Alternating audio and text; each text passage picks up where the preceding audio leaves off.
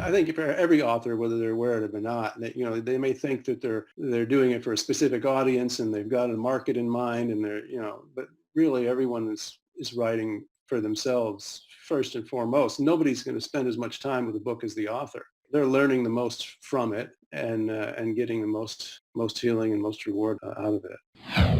Welcome to the My Future Business Show, where we get you in front of your best audience and keep you there.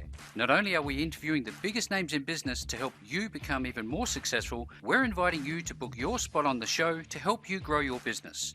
So at the end of the call, make sure you fill in the interview application form at myfuturebusiness.com/interviews. Hi and welcome to the My Future Business Show. My name's Rick Nusky, and today I have somebody very special lined up for you. Here's visionary author Gerald Stanek. Welcome to the show, Gerald. Thank you. Great to be here. Absolutely a pleasure to have you here. Now, I've been looking through your website, Gerald, and you have a fascinating approach to book writing. You have a long list of incredible titles there, of which we're going to be taking a bit of a look at, but we're also going to be focused on your latest novel called Rosamundi. But before we do all of that, Gerald, I'd love to learn a little bit more about yourself, as is tradition on the My Future Business Show. Would you mind sharing a little bit about things like where you are, what you like doing, and that sort of a background?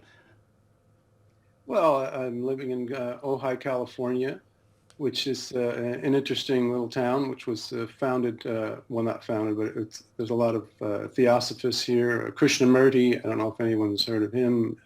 He used to live here. And it's a very spiritual place. There's a lot of spiritual centers here. Mm-hmm. What I like to do, other than writing, I play a few instruments, hang out, enjoy the sunshine in California here, and meditate. Meditate. And I suspect at the moment, Gerald, you've got a fair bit of free time to meditate and write books. Yeah, we're all locked down here. Yeah. So. Oh, well, look, all the best to you and yours in this respect.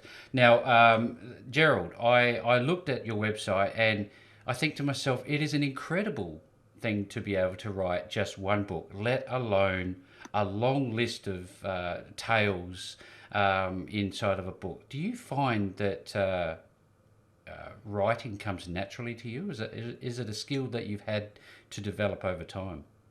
I've definitely had to develop it. I mean, a certain amount of it comes naturally. Thinking along the lines of storytelling and narrative came very, very naturally. Always had a lot of story ideas in my head. But the actual writing, you have to learn it like anything else. It takes a while to learn how to craft a story properly and keep the reader's interest.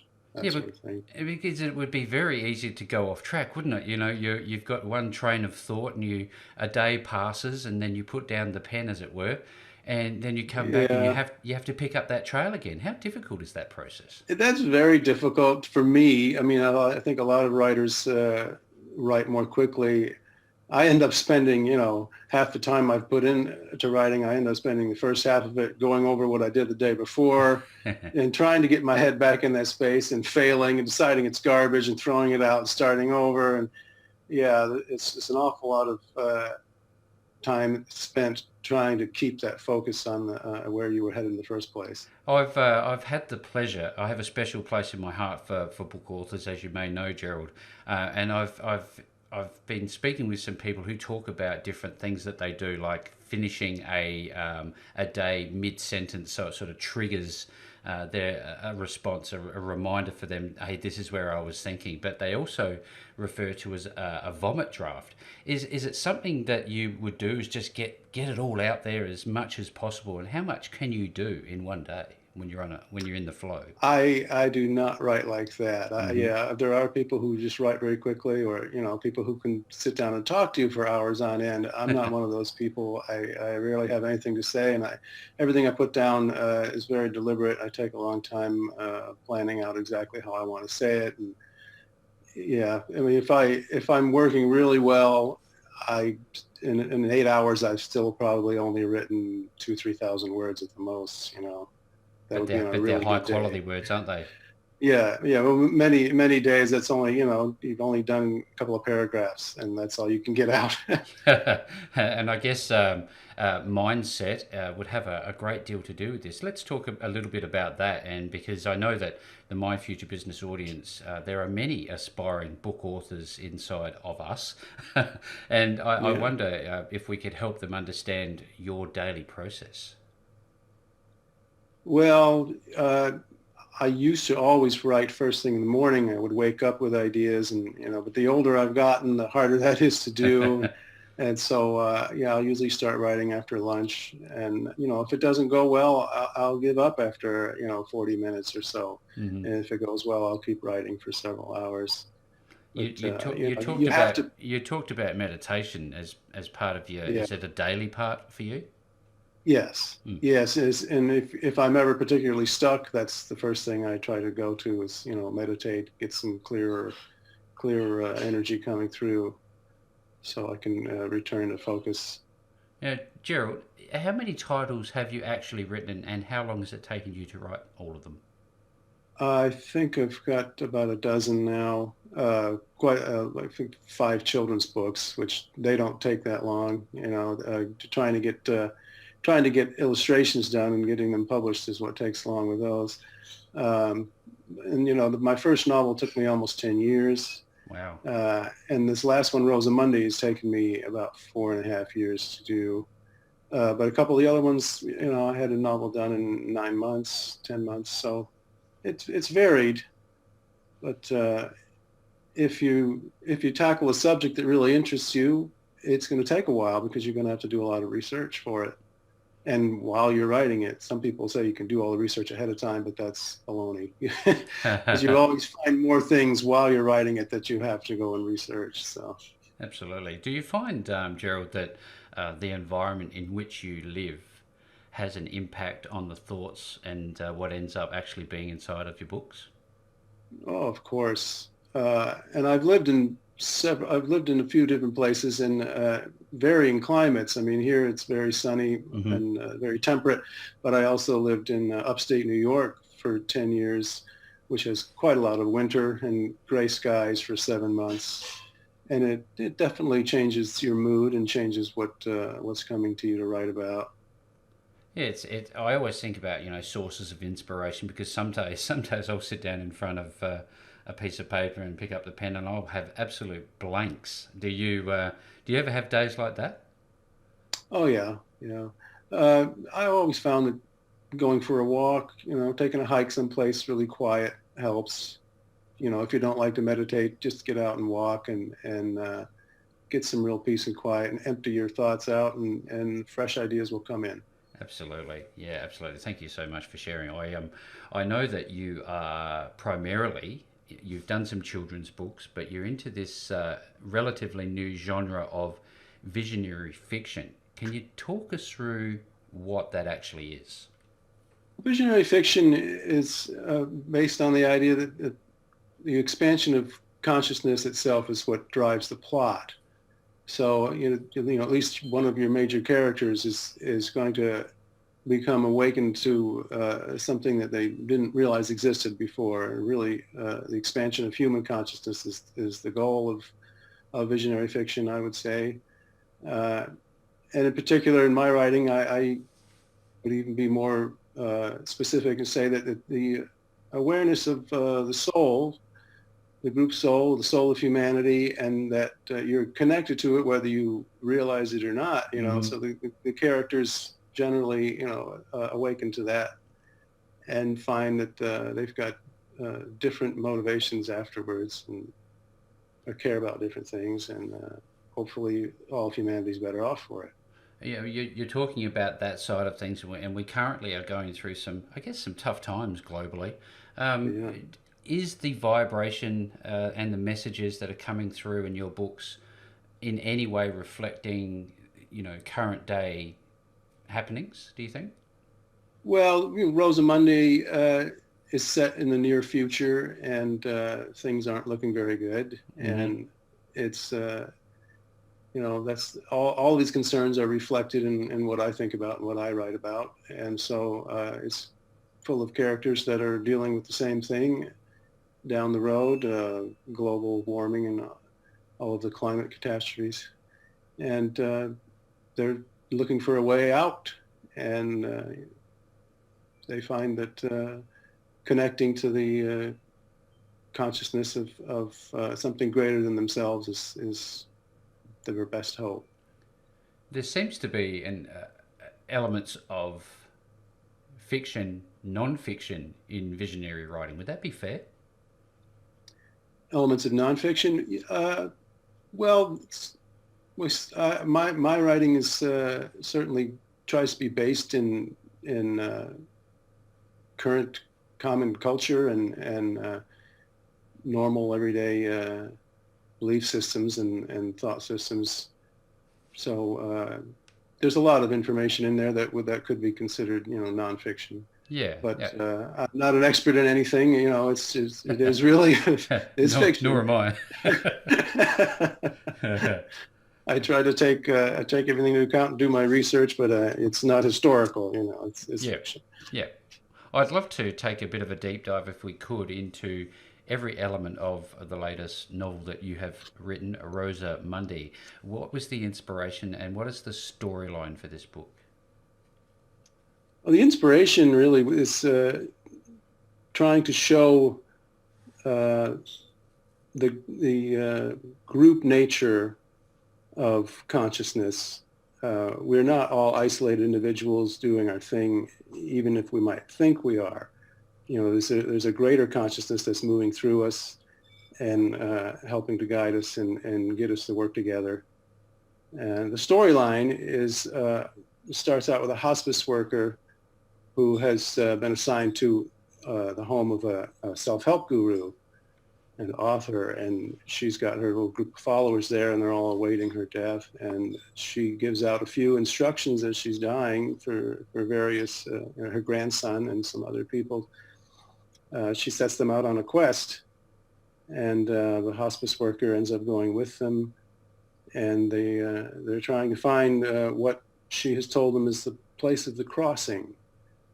So they set off on a road trip, and I guess you have to read it to find out what happens. Absolutely. I think it's very important for I guess for the sake of context, to learn just that little bit about this wonderful Yeah. book, Rosa Mundi. Thank you so very much. I love to talk about how authors feel when they complete a book, of which you must have felt a number of times.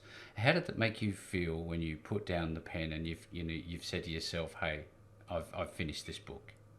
It always surprises me the amount of relief and the amount of emotion it brings up. It's, I mean, of course, it would have to. You spend years doing something, but it still always surprises me how emotional it ends up being. It's like you've given birth, Mhm. practically. It's taken years to do it, and there's a lot of relief that you're finally done.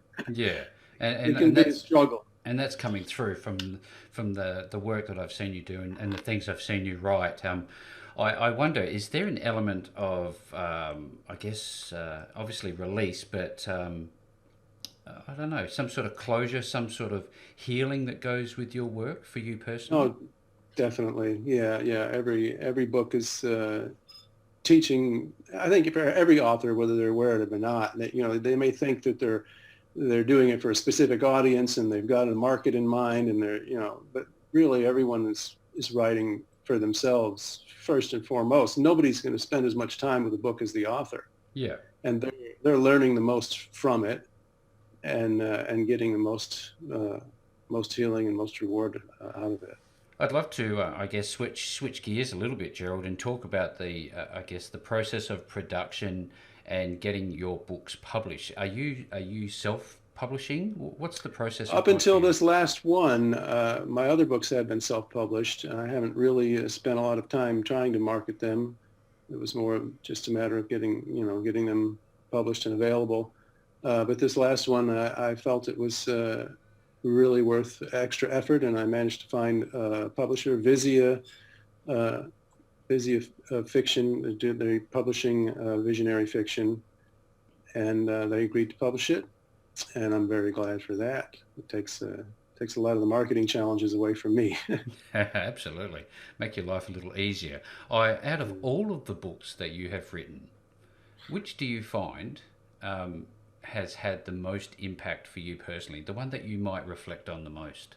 Would it be your latest or It another? always seems like your latest, yeah. I mean, because that's the one you can just fresh in your mind. My first novel, The Eighth House, also had a very big impact, and that one actually took me longer. So, yeah, those two, the first one and the last one.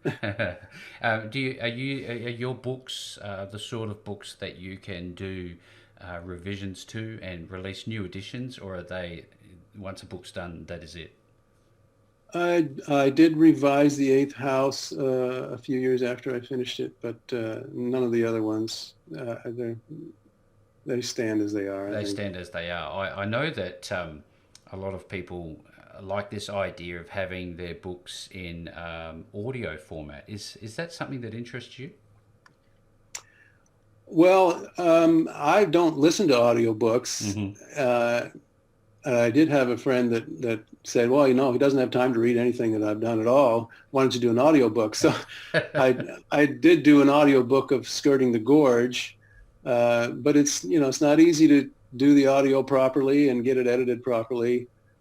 So I started doing another one of them, and my first try at that was refused by Audible. It wasn't up to snuff, and Yep. yeah, I haven't. So I believe Rosamundi will probably be having an audiobook available, but Fantastic. I'm it's a looking lot through. of work to do that too. Oh, So I can only imagine how many hours would go into this process. Now, in terms of your any upcoming work after you've gone through your process with Rosa Monday, are you doing any book tours? How are you making yourself available to promote this book? well, it's pretty difficult at this particular time Mm. to do any kind of touring. I believe there's going to be a blog tour, which basically just getting it out to different bloggers. Yeah, I don't have any book signings planned right now. I mean, it's hard to plan anything. So Yeah, absolutely. Well, as I mentioned earlier, you've got a lot of time to meditate and a lot of time to pick up the pen. Are you yeah, are you forming any ideas for upcoming works? not yet. It usually takes me. I've usually gone at least a year between books. I'd like to let it sit and see what comes.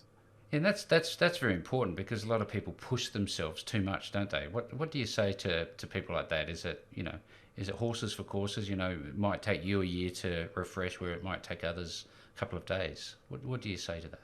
Well, yeah, if you have the temperament and the mindset for that, and you've got plenty of ideas, why not go for it? Yeah. But yeah, I need a break. Now, I notice here, I've been looking again at your website, and you primarily type out your content because I think there's some power in the pen. Do you ever pick up the pen and take down notes? Oh, my handwriting is practically illegible even for myself. So You've got doctor's quality handwriting. yeah, I was told as a child that didn't really matter as long as I got the answers right. So I never really learned good penmanship. Oh, I love it. So, in terms of Rosa Mundi, is it a book that, or in fact, your whole library of books, of which you have one, would you say that they're pick up and don't put down, or are they one of these things that you dog ear of a night time after you've gone back? Are they easy books to consume? I guess is what my question is. It depends on the consumer. I think by and large they're thoughtful books. They're not something you can probably read when you're half asleep because you're going to miss a lot. Yeah, yeah. But they've got some interest in them. Yeah, I've had some people read them right through. So it depends on what you're used to reading, I guess. Now, so if you can just run us through, because I'd like to share this with my future business audience, the list of titles that you have. Could you walk us through them? Sure. The Eighth House is sort of an adventure coming of age novel. Be good for teens or late teens, young adults. I mean, it's longer than a young adult book, but Mm-hmm. it's generally for younger people. Skirting the Gorge is a novel. I wrote about Ithaca, New York, living there for a while, and that's a very interesting book. Ithaca is a great little town. They've got a lot of gorges there, and waterfalls and that sort of thing. Mm-hmm. Just sort of setting.